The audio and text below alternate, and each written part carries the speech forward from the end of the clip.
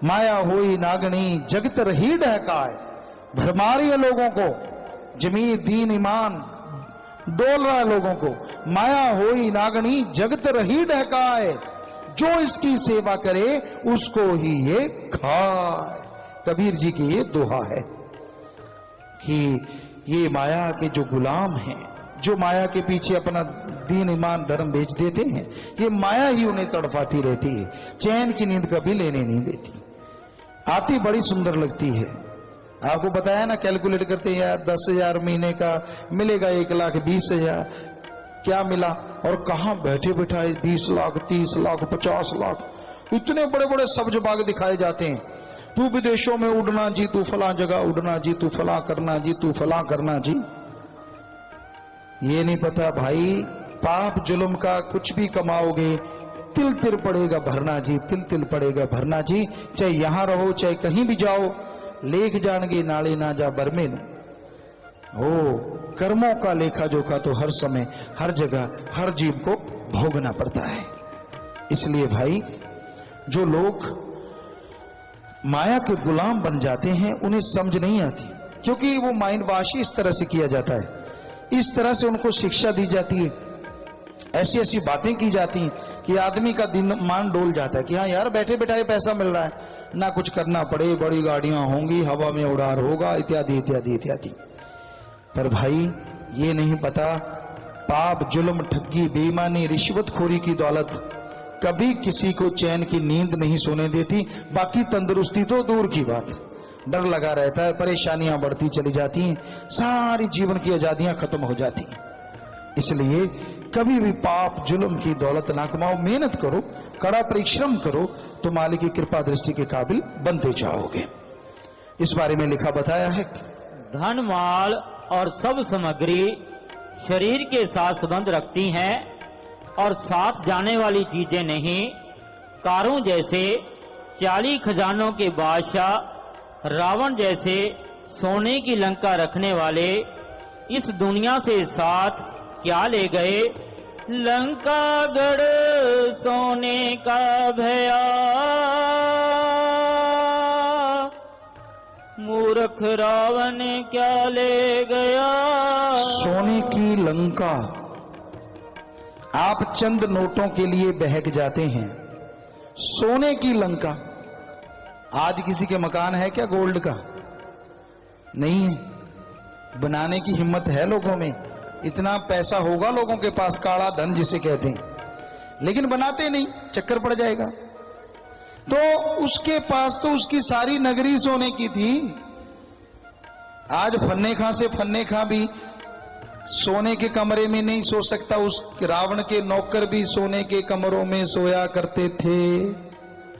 कितना था धन, कितनी थी दौलत, लेकिन उसने बुराई का साथ दिया। सीता जी को उठाया तो सब कुछ, 1 लख पूत 1.25 लाख नाती, तै रावण घर दिया न पाती। सब कुछ तबाह बर्बाद हो गया, सब कुछ नाश हो गया।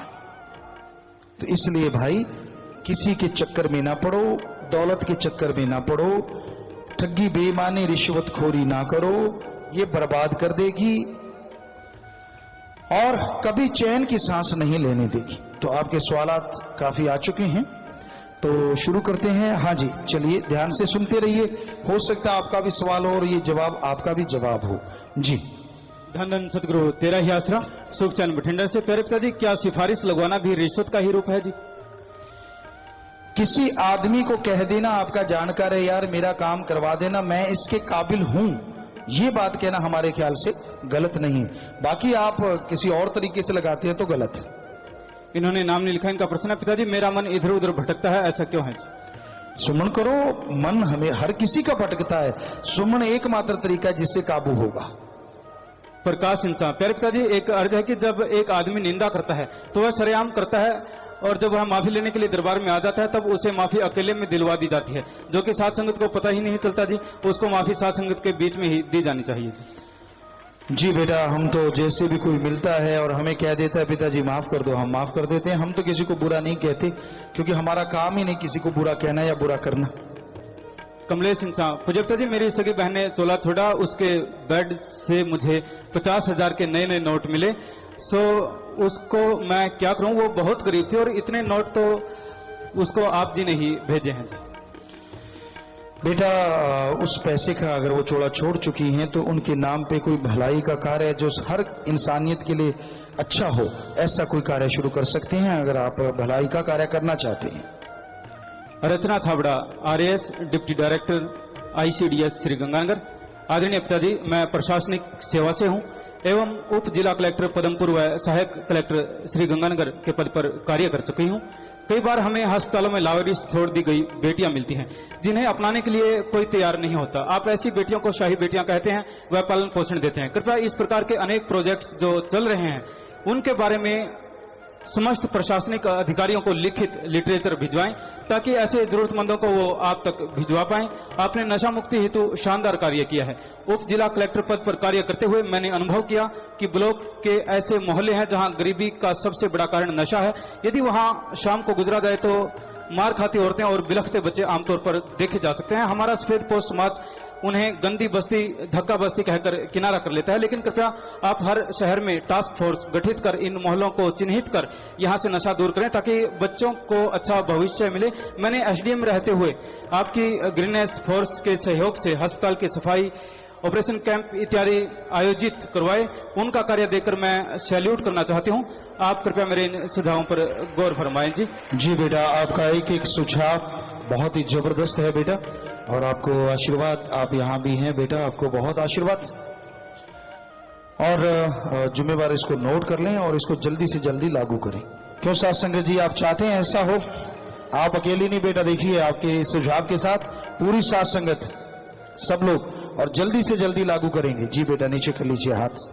वाकई प्रशासनिक अधिकारियों को लिखित में ये लिटरेचर भेजा जाए कि उन बच्चियों को लावारिस कहीं भी कोई मिलती है तो हम उसे अपनी बेटियों की तरह यहाँ अपना चुके हैं। जिनको भ्रूण हत्या में मार देना था उनको भी अपनाया है और जिनको लावारिस मिली उनको भी अपनाया है। तो क्यों कई माँ ने और बाप ने ये कहा, माता ने बाप ने, कि हम इसको मारेंगे, तो हमने कहा मारना मत, हमें दे देना, तो वो हमें दे गए। तो मतलब अदरवाइज उसको मार देना था भ्रूण हत्या में। तो इस तरह ये सारा लिटरेचर, दोनों सुझाव लिख लिए जाए, नोट कर लीजिए और भी ऐसे सुझाव दें बेटा।